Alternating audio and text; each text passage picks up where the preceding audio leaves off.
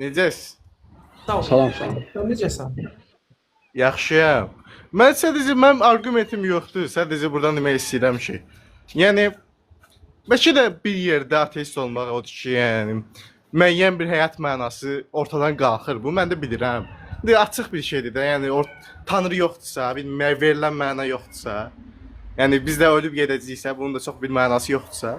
Amma mən bu demək istəyərdim ki, siz necədir? Məncə yəni o demək deyil ki də bu Tanrıya sığınırıq da. Məncə belə də olmalı deyil. Mən də fikirləşirəm ki, yəni bir Tanrıya sığınaq. Bilirsiniz Abil, çox sağ olun qalxdığınıza görə, yəni minnətdarıq. Bilirsiniz, bax, bu deyiləm tanrısız həyatı doğrudan səmimi olaraq siz bunu inanırsınız, qəlbinizdə təsəvvür edirsiniz. Yəni rahat mən özümə bənzər, hansı ki mənə qayğı göstərəcək, məni sevən bir Tanrının olduğunu fikirləşmirəm təbii ki də. Yəni bu mənə inandırıcı gəlmir. Tanrının olması, yəni niyə inandırıcı gəlmir, amma olması daha yaxşıdır səncə, yoxsa olmaması? Yaxşıya qalsa belə, yəni güllü gülistanlıq olsa süper olardı da. Bizi sevən biri olsa, yəni yuxarıdan baxan ədalətli biri olsa süper olardı təbii ki də. Gəl belə danışaq da. Bir başlanğıc nöqtə var, bir də insan artıq siz varsınız da, düzdürmü? Bu başlanğıc nöqtədə əgər misal üçün hansı ki Tanrının özünün yaranması barəsində müzakirələr olsa, bu güllü gülistanlığı özümüzə niyə məhrum edirik ki?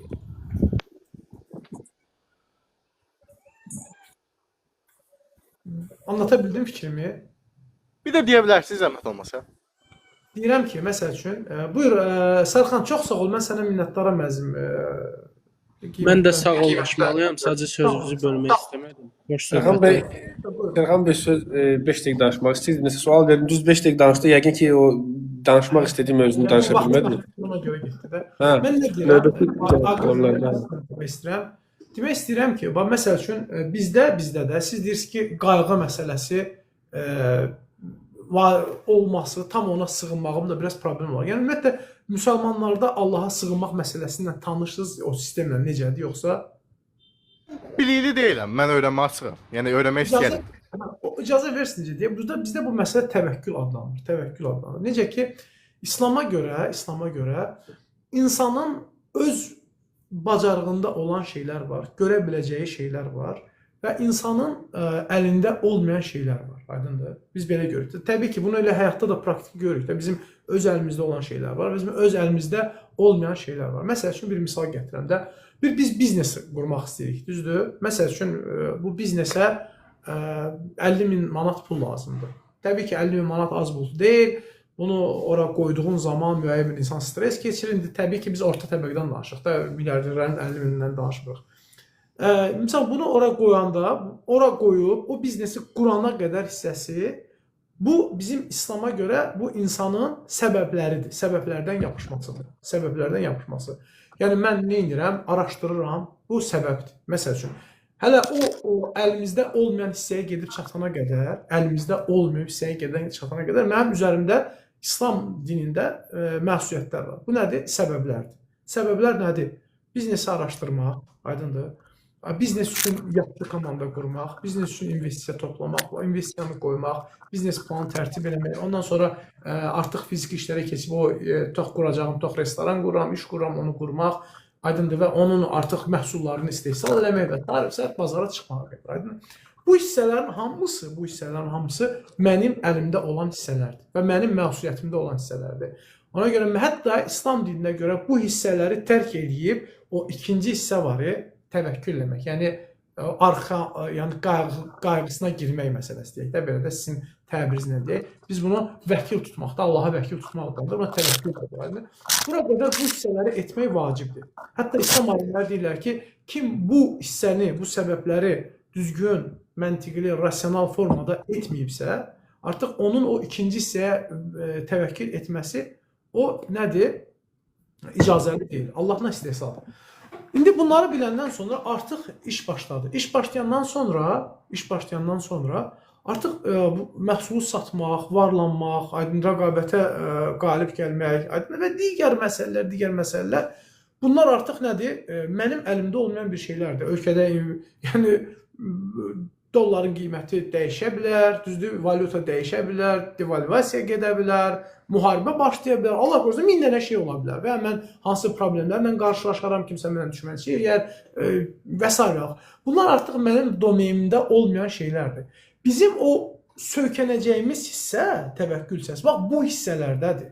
Və bu hissələr, indi inancı hələ qoyaq qırağıda, güllü gülistanlıq kimi yox, bu cür təvəkkül, bu cür yəni etibar etmə həqiqətən də çox böyük yəni pozitivlik yaradır.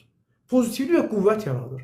Birincisi, yəni çünki adətən vəsvəsələr, fikirlər, yəni qorxular bu birinci hissədən gəlmir, ikinci hissədən gəlir. İnsan həyatında istənilən bir işə başlayanda biz heç vaxt yəni öz edə biləcəyimiz işlərdən nə edirik? Qorxu qazanmırıq. Aydındır? Qorxu nədən gəlir? Eləyə bilməyəcəyimiz məsələlərdən, risklərdən, düzdür? Risklərin idarə olunmasından gəlir. Aydındır? Bizim İslama görə də, yəni bilirsiniz, insanların kör təbii təvəkkül etməsindən yox, insanların əksinə öz domenində olan, öz yəni səlahiyyətində olan işləri görərək, səbəbləri görərək artıq özündə olmayan şeyləri nə etmək? Onu artıq Allaha təvəkkül etmək. Bu da insanda çox güclü cəsarət yaradır. Həddindən artıq güclü cəsarət yaradır. Və bunun tarixi, yəni şeylərini də görmək olar, saya bilərik. Yəni məsəl üçün tarixdə bunun necə təsir oldu? Məsəl üçün balaca ordular, böyük ordularla vuruşarkən, yəni onlara qalib gəlmələri, aydındır, ondan sonra böyük dövlətlər qurulması və s. yəni çoxlu misallar gətirilir.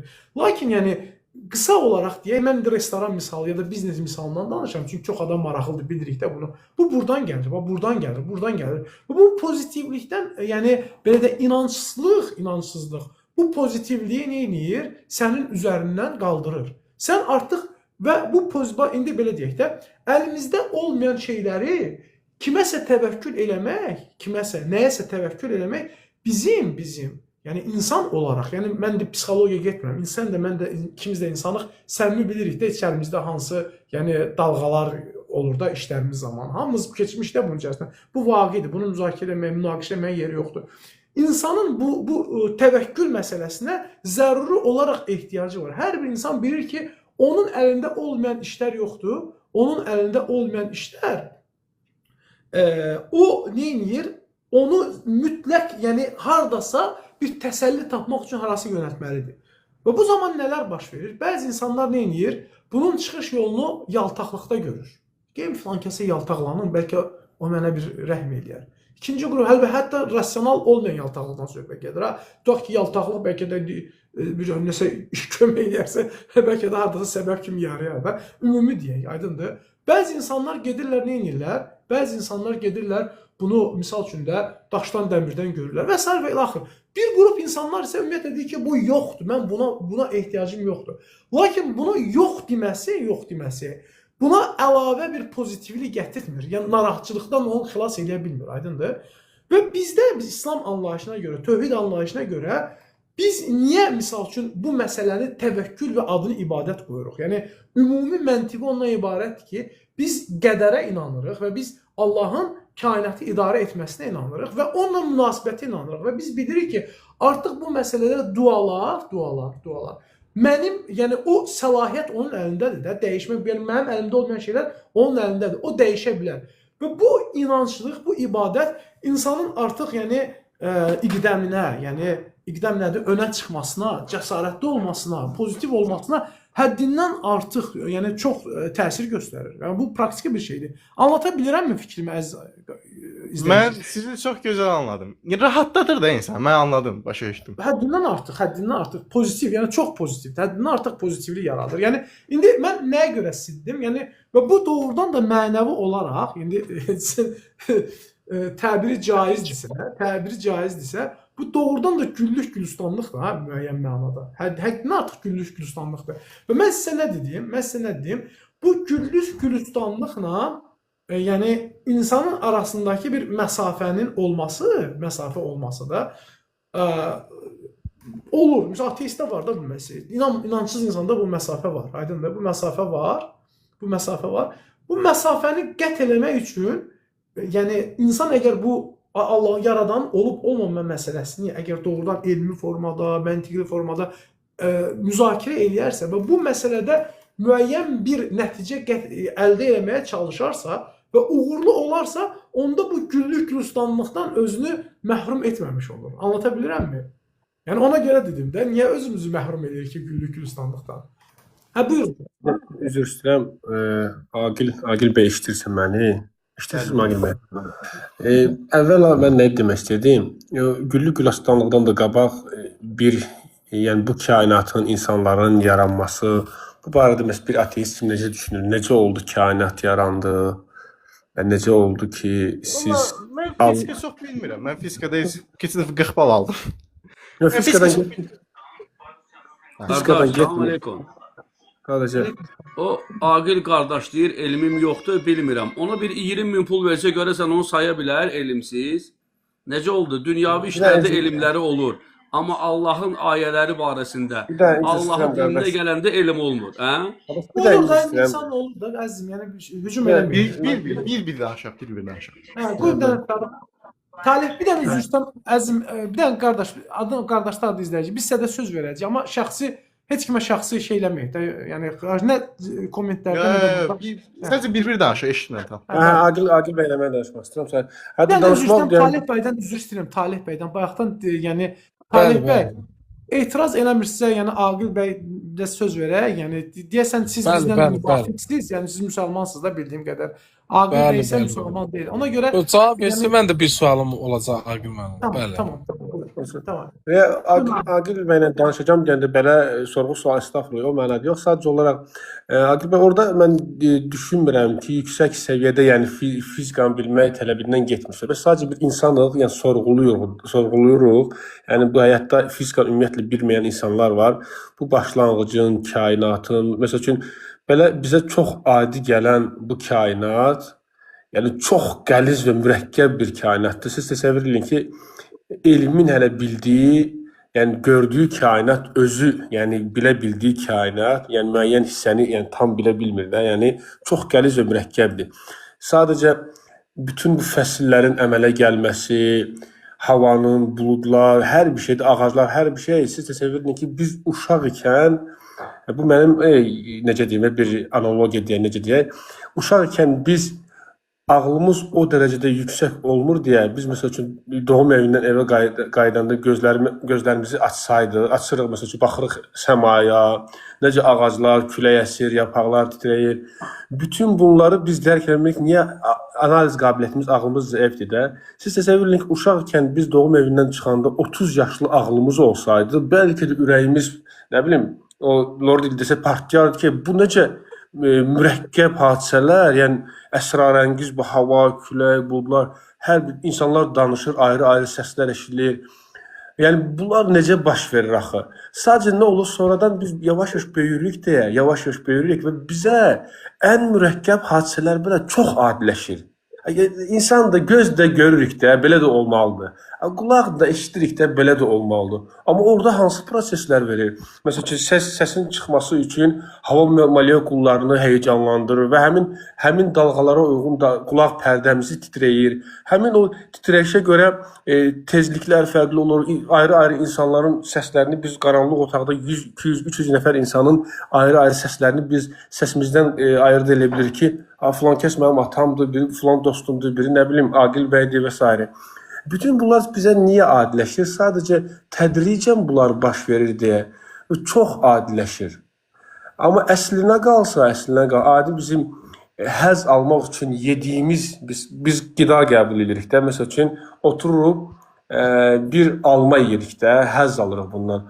Amma həmin ağızda biz həmin almanı çeynəməyimizdən başlayaraq, ağız özü müəyyən o tüpürcək dediyimiz müəyyən fermentlər buraxır ki, sonradan həzm, düz mən bu sayədə mütəxəssis deyiləm, sadəcə indi oxumuşam da, ola bilər, yanlış da ola bilər fikirlərim. Ağız müəyyən fermentlər, tüpürcədə müəyyən fermentlər sonradan həzm prosesini asanlaşdırmaq üçün sonra qida borusuna gedir. Qida borusu gedir mədəyə çatanda orada xüsusi bir sfinkter var, klapan var. O açılır, mədəni qəbul. Mədə özü turşu mühitdir. Orada mədə turşusu ona qatılır ki, sonradan o həzm prosesi yaxşı keçir. Sonra 12 barmaq bağırsağa ötürülür. Orada da öd ayrıca gəlir. 12 barmaq ya da mədə altı vəzdən insulin falan gəlir. Bütün bunlar da sonra nazik, bütün bu proseslər saat dəqiqliyi ilə işləyir də. İndi siz təsəvvür edin ki, bunlardan bircə orqanın cüz'i funksiyası pozulanda, məsələn, mənim özümdə o gastroezofageal reflux bolezn deyilən bir şey var. GERD deyirlər də. Mədənin qida boronu mədənin arasında olan o sfinkter var, klapan var da. O funksiyasını itirdi. Bilirsiniz nə baş verdi? Elə bil ki, həyatım məhv oldu da. Bir dənə klapanın funksiyasını itirməklə bütün həyat mənə o üzr istəyirəm, bəlkə dinin cəhətdən düzgün deyil, cəhənnəm əzabını bəlkə. Suala biraz keçə bilərik, əziz. Misalları gətirdik. Biraz suallar yəni sual budur ki, yəni bütün bunların bu cür bunlar yəni doğrudanmı təsadüfdür bu boyda kainat? Siz bunu necə düşünürsünüz ki? Çox yaxşı izah edirsiniz. Amma məsələn biz necə fikirləşirəm? Yəni ki, məsələn bu sadəcə bu insanın necə algılaması ilə bağlıdır. Yəni məsələn sadəcə bizə qəliz görünən şeylər həqiqətən qəliz olmaya da bilər də, başa düşürsünüz. O bizə qəliz görünür də. Yəni bu siz necədir? Bu o demək deyil ki, bunu hər hansısa kimsə eləyir də, başa düşürsünüz. Mənə elə gəlmir, mən elə anlamıram bunu. Mən elə fikirləşmirəm ki, bu kimsə eləyir. Yəni belədir, belə olacaq da. Mən nə edeyim ki, yəni bu kimsə eləməlidirmi? Aqil, bir dənə üzr istəyirəm. Ümumiyyətlə İslam dinində ağıl məsələsi var, ağıl məsələsi də. Ona bir dənə misal gətirim, qiyas məsələsi də. Bizdə qiyas məsələsi. Onu bir dənə misalını gətirim. Bizim üçün bir məsələni başa düşməyimiz, bilirsiniz necə ölçülür? Ona uyğun digər misallar, yəni o növdə olan fərqləri təsəvvür etməklə bilinir. Məsəl üçün, Quranda da ayə var. Tilkəl əmsal nadrib lin-nas və mə ya'qilu illə al-alimun. Deyir ki, bu misallardır, biz misalları insanlar üçün gətiririk. Bunları ancaq alim insanlar başa düşərlər. Məsəl üçün, sən bu dediyin məsələ var da, mürəkkəblik məsələsi də. Mürəkkəblik məsələsini axı digər məsələlərdə tətbiq edirsən də. Məsəl üçün belə deyək də, sən maşın görürsən də, düzdür? Qardaş dediyi şeylərin qat-qat sadə forması avtomobildə var da, düzdürmü avtomobildə? Avtomobilə baxanda bu mürəkkəbliklə, səmimi danışıram ha. Yəni, axı təsəvvür edirsən ki, yəni bunun dizayneri var, bunun üzərində işləyən var, bunu düzəldən var, bunu təsəvvür edirsən də, yəni mümkün deyil axı eləməyəsən. Düzdür? Bəli. Elədir. Yəni məsələ odur. Yəni fəhm eləmək, bax süni intellektdən bizim fərqimiz bilirsiniz nədir? Niyə biz intellektik, onlar süni intellekt? Hələ nəyə görə? Çünki biz bir məsələni başa düşəndə, o vaxt başa düşürük ki, biz ona uyğun misallar təsəvvür edə bilirik. Aydındır? Hətta misal üçün riyaziyyatda da bir tənliyi həll edəndə düsturu bilirsənsə, tənliyin qaydasını, açılma qaydasını bilirsənsə, ona uyğun müxtəlif misalları eləsən, deməli sən başa düşdün. Aydındır? İndi də burada da, yəni fərq nədədir ki, məsəl üçün də biz bir mürəkkəb, əlində bir telefon var da, yəni zaten səndən fizik olmağın tələb olunmur da. Bu telefonu gördükdə, mürəkkəb, bilirsən ki, mürəkkəb bir şeydir, müəyyən qədər.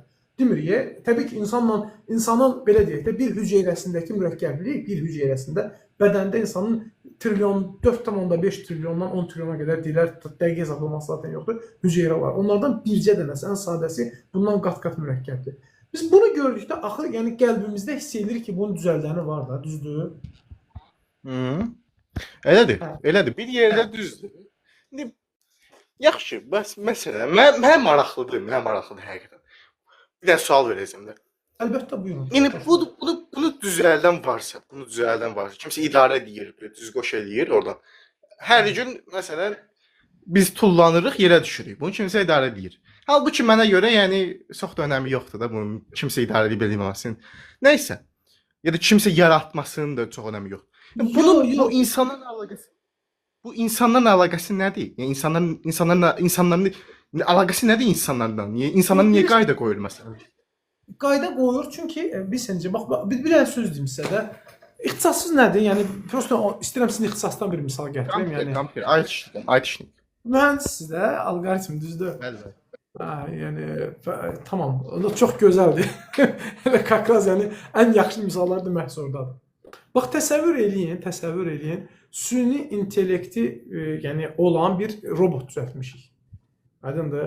Mümkündür də bunu. O proqramı da ona yüklüyük də. Düzdürmü? Yükləyəndən sonra düzəltdiyi artıq hər şey bilirik ki, misal üçün filan hallarda filan reaksiyanı verəcək, filan şeylərdə filan şeylərdə cavablar verəcək. Aydındır? Bunu elədikdə şərtlərini qoyduq, looplarını qoyduq, hər şey işləyir. Lakin ona skopunu vermədik. Nə edib etməyəcəyini, frameworkunu vermədik. Süni intellektdən xəbəriniz var? O misal üçün Neydi də? O fine tuning deyirsiniz. Nəsə böyle bir şeylər. Yox, framework. Buna framework deyirlər. Framework vermədik. Aydındır, framework vermədik də sənə bu suallar, yəni sən nə üçün sən düzəltmişəm? Aydındır.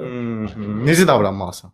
Necə davranmalısan? Bunsuz, yəni siz təsəvvür edirsiniz insan bir robot düzəltsin, lakin necə davranmalısan? Ona görə də süni intellektdə görürsüz şeylər var da, etik kod var da, etik kod.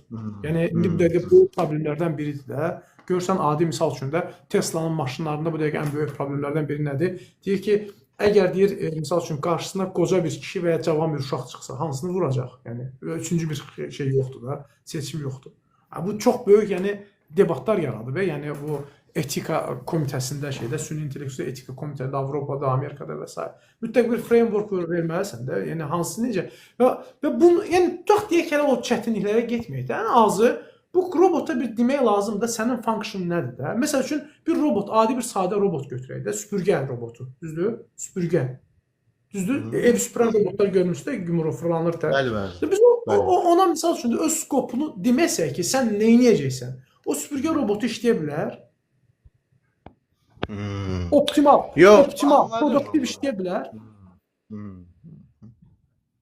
Anladım. İndi elədir. Amma məsələn mən belə fikirləşirəm. Belə bir şey fikirləşirəm ki, məsələn bu son vaxtlar ağlıma gəlir ki, bəs məsələn biz insan məsələn tutaq ki, Tanrı yaratdı. Mən bir söz deyim. Sizin səsinizdən sizin çox səmimi insan olduğunuzu başa düşürəm. Ona görə sizə təşəkkür edirəm. Yəni oradan o səs timbri var, o mənə çox xoş gəlir. Var. Mən həqiqət açıqam. Mən yəni dinlərlə, yəni bəlkə də müəyyən şeyləri xoşlamaya bilərəm. Mənə yəni başa düşdünüz, bir şeylər mənə gəlməz. Amma mən hörmətlə yanaşıram. Çünki inananlar var ona. İnananlar var. Mən hörmətlə yanaşıram əlbəttə. Yəni heç bir şeyimi biz rasional inanca çağırırıq da. Yəni biz rasional inanca çağırırıq. Biz yəni elə belə, yəni məntiqli, ağıllı. Yəni dediklərimizə, məsəl üçün mən sizin dediyiniz o məsələlərə çalışıram həmişə bir misal gətirirəm. Əgər misal gətirməsəm, mən bunu rasional saymıram. Özüm özlüyümdə saymıram. İndi belə eləyək. İndi mən bilsiniz fikirləşirəm. Məsələn, Tanrı tutaq ki, bir başlanğıcı verib də, o yoxluqdan varlığa keçir də. Ondan sonra avtomatikmən o müəyyən qanunlar var. O qanunlar öz-özünə işləyir və beləliklə çox qarmaşıq varlıqlar yaranır. Amma bu varlıqlarda ayrı şeylər deyil. Yəni mən aqil insan olaraq havadan fərqli deyiləm. Ondan birəm. Yəni bu bilsiz necə deyim? Məsələn, anlayanda, düşünəndə biz belə fikirləşirik ki, yox bunlar fərqli şeylərdir axı. Mən insanam, o şeydir, bu heyvandır, o bitkidir. Onların arasında cizgilər var, amma elə deyil. Başa düşürsünüz? Ona görə mən heç vaxt mənə çatmayıb ki, necə şey olur da, necə olur ki, Tanrı hər bir insanı ayrı-ayrı yaradır. Başa düşürsünüz? Çünki o ayrı deyil, hamısı birdir. Bildiniz? Mən elə gəlir. Sən desəm ki, maraq üçün desəm ki, sənə maraqlı olarım. Məsələn, mən desəm ki, əksinə bizim iman gətirməyimizdə ən çox elə o oxşarlıq, yəni bizim iman gətirməyimizə səbəb olur. İzah edeyim dediyimi. Məsəl üçün belə deyək də, götürək ağacın bitməsini, yarpaqların fəsillərinin olmasını, düzdürmü? Məsəl üçün də, düzdür. Ümumən götürəndə, məsəl üçün İnsan ayrı məxluqdur, tamamilə başqa, yəni materialımız, iş prinsipimiz hamısı ayrıdır. Ağac ayrıdır, düzdür? Ağac ayrıdır, yarpaqlar, fəsillər aydındır, fəsillərin olması. Yəni biz bu məsələlərdə, əgər məsəl üçün də özünüz proqramçısınız da, düzdür? Məsəl üçün bir proqram görsəz, bir proqram, istər Python'da yazılsın, aydındır? İstər front-end olsun, back-enddə olsun, aydındır. İstər yəni süni intellekt üçün bir alqoritmi yazılsın.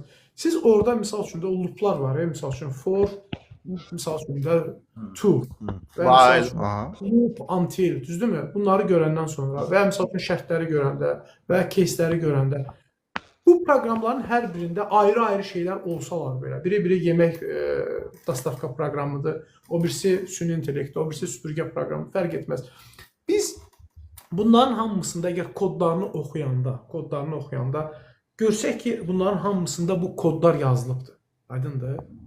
Biz onda bunun mühəndisinin, yəni mühəndislərdən, bizim mühəndislərinin də belə deyək də, bunlar bir sadə məsələlərdir. Mühəndislərin zəkalarının ortaq tərəfinin olmasını, əksinə, yəni bunların hamısının da proqramistlər tərəfindən, belə deyək də, ya mütləq bir, təsəvvür edin ki, bir dənə proqramist var, indi o bir məsələsinə qayıdacaq, o bizdə başqa bir mövzudur əslində, Tanrı birdir yoxsa neçədir, aydındır, onun da öz cavabları var, amma təsəvvür edin ki, bir dənə proqramist var da, gəlmişsiniz bir şirkətə, görürsünüz ki, misal üçün bu alqoritmdə də bunun dəstək xətti var, bu birisi alqoritmdə də bunun dəstək xətti var, bu birisi şeydə də kodda da bunun dəstək xətti var. Siz deyirsiniz ki, bunların hamısı, yəni bir proqramist tərəfindən yazılıb da, düzdürmü? Baxmayaraq ki, ayrı-ayrı şeylərdir. Ayrı-ayrı şeylərdir. İndi misal üçün ağaca baxaq da, ağaca. Ona görə Allah Quranda misallar gətirəndə, misal üçün ayın fazalarından yoxdur, ayın. Misal üçün əvvəlcə hilalla başlayıb, sonra böyüyüb, sonra get-gedə yavaşmasını götürür. Və deyir ki, baxın ha, deyir, insan həyatı da elə şey, əvvəlcə balaca başlayıb, böyüyürük, sonra get-gedə yoxa çıxırıq. Misal üçün ağacların olmasında, yarpaqların olması aydındır.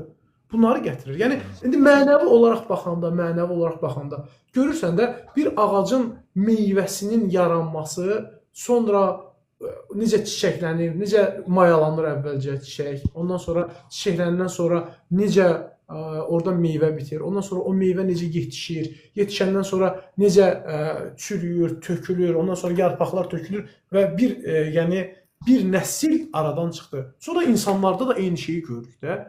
Ayrı-ayrı şeylərdir, amma başa düşürsən ki, alqoritm dəstxət eynidir ya. Yəni bu əksinə məncə insanda iman yaratmalıdır. Deyirsən ki, ya necə, yəni bax, yəni ayrı-ayrı şeylərdir, amma alqoritmləri oxşardır, çox oxşardır. Yəni bu sizcə ki, maraqlı bir şey deyil. Əksinə bizim Anladım. Ha? Bu əksinə bizim imanımızı artan şeydir ya. Yəni biz müsəlmanlar olaraq bizim iman gətirməyimizdə, ona görə Quranda misal üçün də Allah misallar gətirir. Məsəl üçün Həcc surəsinə baxaq, Müminin surəsinə baxaq. Yəni orada Allah Subhanahu taala misal gətirir. İnsanlara deyir ki, ey insanlar, əgər siz məsəl üçün də şübhə içərisindəsə yaratmağımız barəsində şübhə içərisində. Misal üçün qoy şeyini oxuyum özə. Ey insanlar, deyir, yenidən diriləcəyinizə şübhə edirsinizsə, həqiqətən bilin ki, biz sizi torpaqdan, sonra nütfədən, sonra raxlanmış qandan, daha sonra tam bir şəklə salınmış və salınmamış bir parça ətdən. Bunlar hamısı insanlara, özə deyim sizə, bu embriologiya ilə əlaqəsi yoxdur. Bu, yəni embriologiya belə qoşub, nəsə orada Quranı biologiya kitabı eləmir. Burada insanların gördükləri, ananın bətindən düşdüyü zaman, heyvanın qarnında olan zaman bildikləri şeylərdən danışır. Deyir, biz sizi bu fazalarda yaratdıq, deyir. Sonra bətnlərdə istədiyimiz qədər, müəyyən bir vaxta qədər saxladıq. Sonra sizi oradan uşaq kimi çıxartdıq, deyir ki, yetkinlik yaşına çatasınız. Sizdən kimisi vəfat edir, kimisi də ömrünün ən zəlil, zəif vaxtına qədər çatdırılır ki, vaxtı ilə bildiyi şeyləri unutsun. Yəni, yaddaşı da zəifləsin, getsin. Sonra bunu deyəndən sonra ikinci misal gətirir. Deyir ki, baxın da, deyir. Sən yer üzünü cansız görürsən, biz ona yağmur endirdiyimiz zaman o hərəkətə gəlir, qabarır və cürbəcür gözəl bitkilər neyniyir? Bitirir. Və yəni, bax, misal, əvvəlcə neyniyir? Deyir ki, insan təsəvvür edə bilmirsən də, mən səni yazacağım. Allah neyniyir? Misal gətirir. Deyir ki, bax, sənə çətin gəlir də, skelet, öldüm, çürdüm, getdim, mən necə təzdən diriləcəm? Misal gətirir. Deyir, bax da, deyir, səni bir mərhələdən, bu mərhələdən da bu boyda fazalarla da gözünün qabağına gətirdi. Bir dənə spermadan forlanışdı, təzədən ölənə qədər yoxa çıxardı. Deyir, bax, bu mərhələdən bunları yaradan məgər, deyir, səni o qüdrətə sahib olan, səni təzədən, yəni, cəm elə bilməz. Məntiqi olaraq, əgər düzdür, qüdrətini qəbul edirsə, təbii ki də, ona görə ateistlər həmcə birinci qüdrət məsələsindən danışır. Yəni, qəbul elədik ki, qüdrəti var. Qüdrəti olan məntiq olaraq bunu bacarsa, onu da bacaracaq. Sonra bizə nə deyir? Deyir, yox, əgər təsəvvür edə bilmirsənsə, bir dənə bax, göydən deyir, yağış endiririk. Aydındır. Və oradan da, sudan, ölü torpaqdan deyir, nə indirik? Bitkini çıxardırıq, qabarır, böyüyür. Yəni, sizə deyim misalı izah edir bizə. Yəni ikisini misal gətirir. Deyir ki, bax, onun da avtoru mənəm, bunun da avtoru mənəm, yəni müəllifi mənəm. Yəni məntiq olaraq da, ana bətndə misal üçün ana bətnə spermanın düşməsi var ya. Əslində bizə çox sadə bir şeydir, yəni sadə şey görsənir, aydındır. Mən bəzən bunu izah edəndə cəmaata bir nə deyirəm. Mən özüm yəni proqramlaşdırma ilə məşğul olmuşam, özü sevirəm də. İndi özüm də bir neçə layihələrim var. Oğlum da misal üçün dedi proqramlaşdırma oxuyur, süni intellekt və s. Bizdə ailədə bir şeydir, hobbidir. Mən misal üçün nə deyirəm? Deyirəm ki, bu sperma məsələsi yoxdur, onu araşdıranda qardaşlara deyirəm, üzr istəyirəm izləyicilərdən. Deyirəm, bax, bu sizə adi məsələ gəlir, amma siz məsəl üçün yəni rahat eynək taxıb özünüzü çox ağıllı göstərə bilərsiniz də həmin o ən zəif vaxtınızda. Təsəvvür edin. Ana, yəni bətninə getməmiş, də insanın o deyirik də müəyyən bir yumurtalığında o şey yaranır, sperma başlayır yaranmağa da, düzdürmü? Sonra gedir misal üçün o kanala, hansı kanal ki, mesela prostat kanalının yanındakı bir şey çən var orada. Ondan sonra oradan təzədən kanaldan təzyiqlə gedir. Və orada o sperma yaranmamışdan qabaq bilirsiniz nə baş verir? O sperma dənələrinə, hamısına şey yüklənir. Algoritm yüklənir. DNA yoxdur. Birincisi spermanın skopu yüklənir. Yəni eski sperma. Sən nə edəcəksən? Sənin deməli başlığın var, sənin tail, quyruğun var, aydındır. Sənin naviqasiya sistemin var. Üstəlik, sən özündən, bax, bu kod var, atanın bədəndəki kod yoxdur uşaq barəsində. O kodu özündən daşıyacaqsın. Və ondan sonra, artıq o skop ona yüklənəndən sonra algoritm olaraq, o başlayır səyahətə. Və səyahət də bilirsiniz nədir? Oradan ananın bətninə qədər olan məsafə, əgər kişiyi ilə müqayisə eləsək, buradan bilirsiniz nə qədərdir? Deyim sizə də, ən uzaq görə biləcəyimiz ulduza qədər olan məsafət əslində. Başa düşürsən?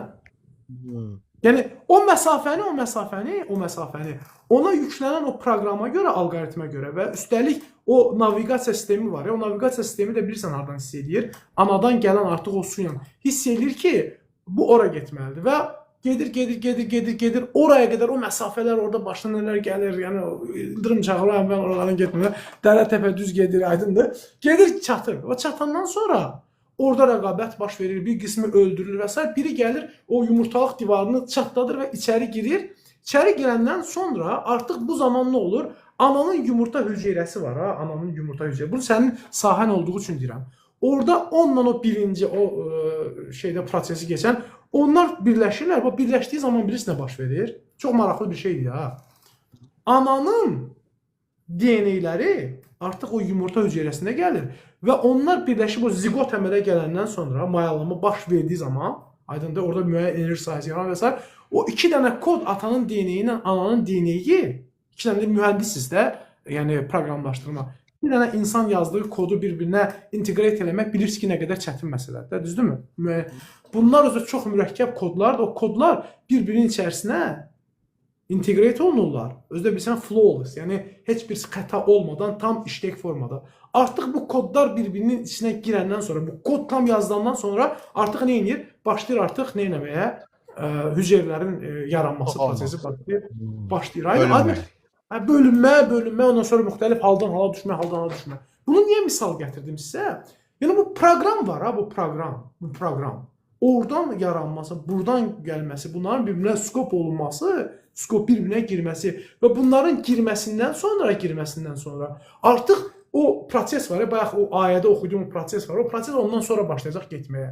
Bunu təbii ki, Allah, yəni, bunu əgər mən dediyim dildə desəydi, xüsusilə müəyyən bir zamanda, heç kim qəbul etməyəcək. Zaten bu dediyimi mən əminəm ki, tam detallarla qulaq asanların 1%, yer üzərində isə ümumi götürəndə proqramlaşdırma zəkası olan insanlar 0,1% olar olmaz. Düzdürmü? Amma insan olaraq biz bilirik ki, istər ağac olsun, ağacın özündə kodla gedir. O böyüdü, o proseslər getdi ya. O bilirsin ya baş verir. Onlar orada yazılan algoritmə görə baş verir. İndi sizin dediyiniz misalı gətirəm.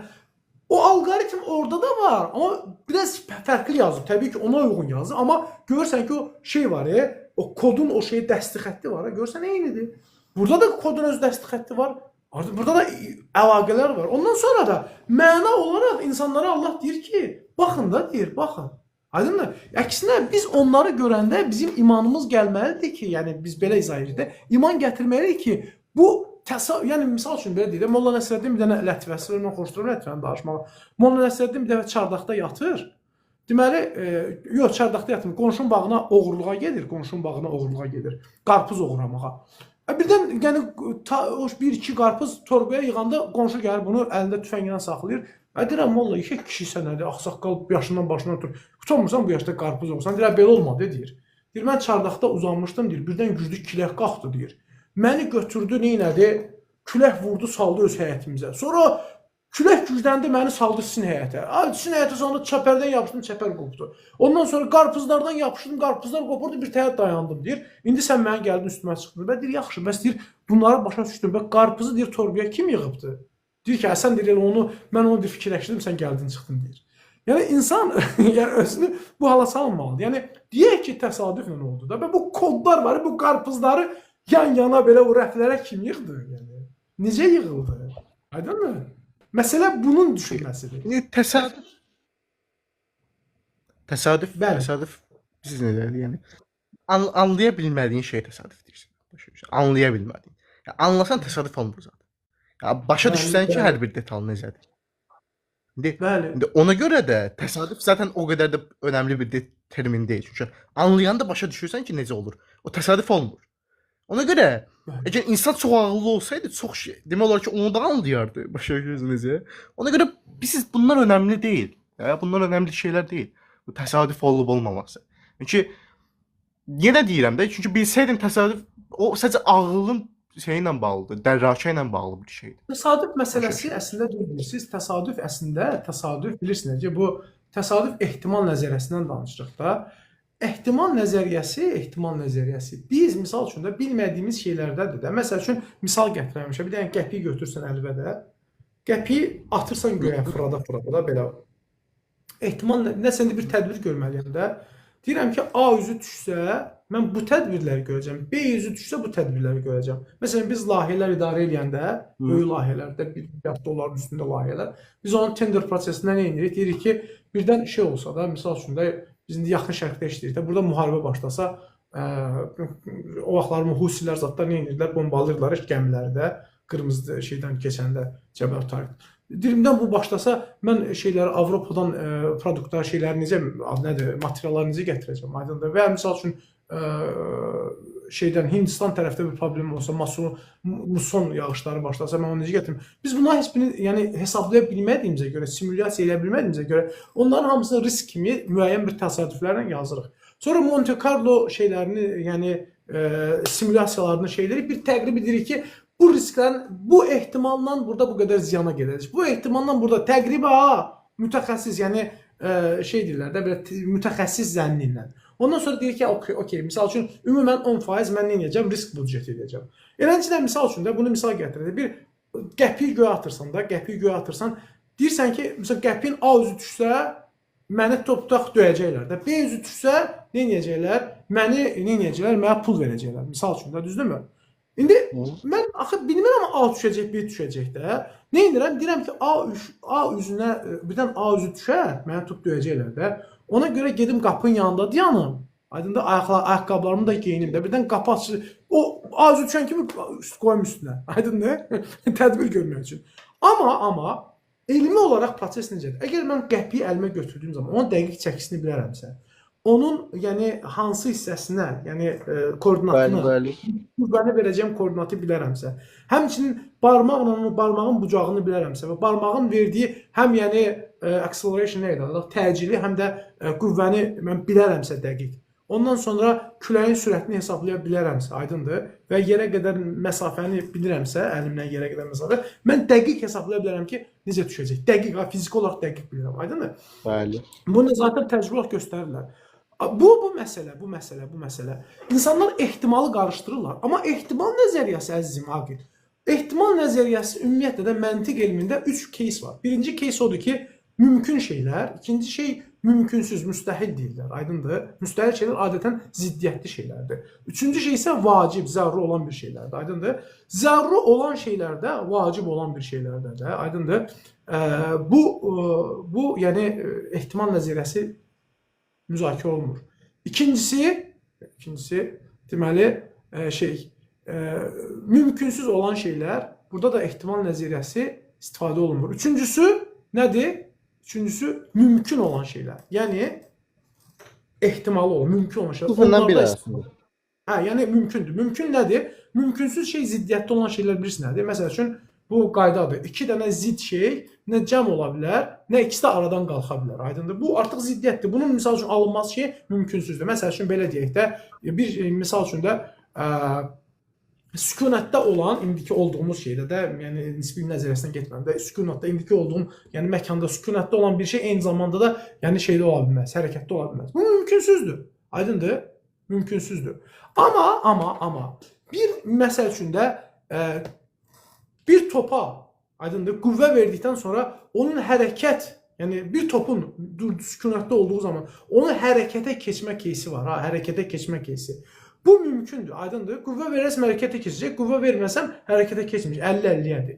Ehtimal nəzəriyyələri həmişə təsadüflər, hansı mövzuda müzakirə olunur? Mümkünsüzlərdə. Aydındır? Üstəlik bunun üzərinə bu ehtimal nəzəriyyəsində o təsadüfün şeyinə baxırıq, ehtimalına. Məsəl üçün biz dediyimiz bütün bu hallar var, ha. Ehtimal nəzəriyyəsi bilirsiniz nə qədərdir? Təsadüfün ehtimalı. 1 bölünmüş 10 üstü 10 mindən danışırıq. Yəni 0.10 mindən 0 sonra 1. Hansı ki, yer üzərində bütün, yəni hesablama maşınlarını yıxsaq, qüvvələrini, ramlarını, yaddaşlarını hamısını yıxsaq və enerjilə təmin edəsək və sonra desək ki, bu sıfırları, yəni generate edin də, yazın 0.0001, sonsuza qədər bunlar yazıb qutara bilməzlər. Yəni kainatda olan atomların sayıla bilən sayı 10 üstü 80-dir. Aydındır? Yəni bu mümkünsüz bir şeydir. Yəni biz bir mümkünsüz bir şeyə deyirik ki, bu ehtimal nəzəri təsadüfdür. Bizim məsələ də budur. Bu rasional düşünmə deyil də. Məsəl üçün mən sizə bayaq danışdığım kimi də misal gətirəm həmişə. Əgər görürük ki, bir şeyin misal üçün də bir sistem var.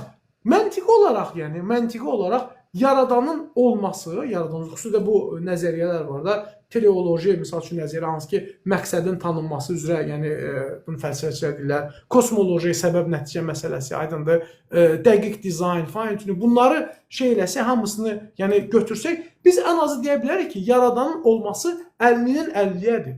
Amma bütün dediyimiz şeylər hamısının təsadüfən bu cür dəqiqlə yaranmasına ehtimalı yəni sonsuz bir şeydir. Yəni insan olaraq biz bir şeyin 50-nin 50-yə də ehtimalı, o bir şeyin ehtimalı isə 1-in 100-ədir. Heç vaxt gedib 1-in 100-ü seçmirik, 50-nin 50-yə seçirik. Ona görə də bu zaman 50-nin 50-yə olan ehtimalı ən azından təkid edim, tabii ki, burada 50-nin 50-yə deyil, ha. Yəni bu zərri olaraq başa düşürük ki, orada yaradan olması var, yəni fəlsəfi, məntiqi olaraq. Bunu tərk edirik nəyə? Təsəvvür oluna bilinməyəcək qədər sıfıra. Yəni bu rasional düşünmə deyil, yəni. Aydındır? Nəysə, uzun elədim. Biz Talih qardaşa da bir dənə söz verək. Üzr istəyirəm Talih bəy, yəni sizi saxlatdım burada. Sadəcə çalışdım, yəni fikirlərimi tamamlayım. Bəli, mən sual verəcəydim, amma çox gözəl danışdınız həqiqətən də. Gözəl ifadə elədiniz. Hamı da salıram, üzr istəyirəm. Bəli, sizin dediyinizdə çox böyük həqiqət var ki, bəli, təsadüfün dərəcə şeyinə baxmaq lazımdır. Mən özüm də şəxsən həyatda müəyyən qarşılaşdığım çətinliklər olanda həmişə onun faiz dərəcəsinə görə addımlar atıram. Ən azından nəyə görə bu addımları atıram? Deyək ki, 100 dənə əgər addımımdan hardasa 90'ını mən qazana bilərəm ki, onu itirə bilərəm. O nöqtəyə nəzərdən bəli, siz düz vurğuluyursunuz ki, yəni ehtimalın faiz dərəcəsinə əsas baxmaq lazımdır. Əgər mən 100 dənə addım atıramsa, faiz dərəcəsini yüksək siz dediyiniz kimi götürürəmsə, ən azı qazandığım çox olur ki, itirdiyim az olur. O nöqtə nəzərdən gərək insan o necə ehtimalın dərəcəsinə baxır. Bir də qardaş Aqilə mən bir sual vermək istəyirdim. Qardaş həqiqətən də çox səmimi müzakirələr aparır. Yəni siz də çox sağ olun, diskussiyalarınızda çox səmimi. Mən arada bir bəzi yayınlarda girirəm, çox xoşa gəlməz şeylər görürəm. Ona görə heç qala bilmirəm, əsəb sistemi pozulur. Yəni Aqil müəllimə bir söz demək istəyirdim ki, Getdi. deyək ki, empirik olan, deyək ki, yoxlanılmayan, deyək ki, yoxlanılmayan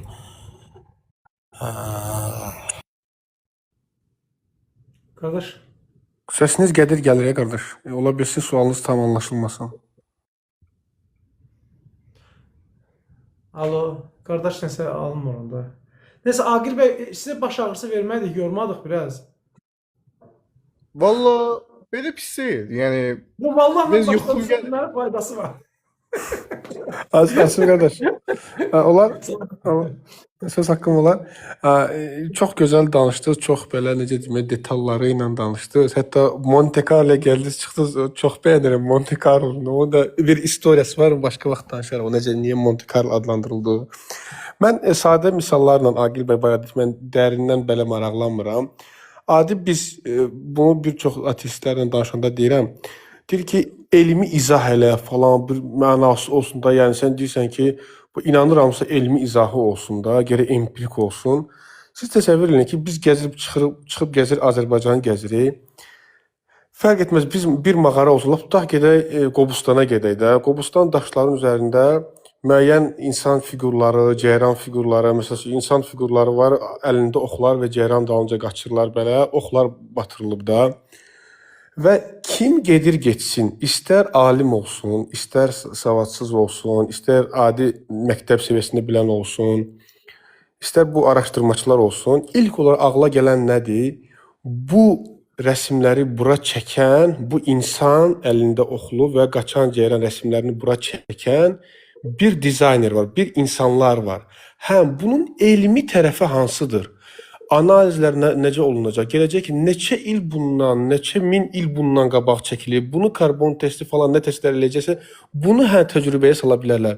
Amma heç bir təcrübəyə salmadan, heç bir bu elmi empirik bir şey lazım deyil ki, ona bunu başa düşmək üçün ki, yəni bunu kimsə çəkib. Bu sadəcə ağıl, biz məntiqimizlə nəticə çıxarırıq ki, bu ceyran şəkli və insan şəkli burada çəkilibsə, mütləq ki bir çəkən var.